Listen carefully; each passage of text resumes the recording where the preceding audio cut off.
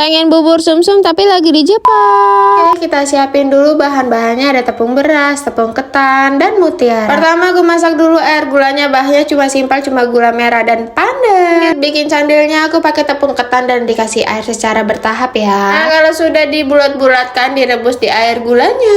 Dan dikasih tepung kanji sedikit biar mengkental seperti di video. Ini opsional ya mau pakai atau tidaknya. Lanjutnya bikin mutiaranya dengan metode 5-37. Setelah itu kita bikin santannya dulu ya. Santan udah selesai, kita lanjut lagi ke peran utamanya yaitu bubur sumsum. Aku pakai tepung berasnya 5 sendok aja dan airnya 500 ml biar lembut. Sebelum menyalakan kompor diaduk dulu biar nggak ada yang menggumpal. Ini diaduk terus ya.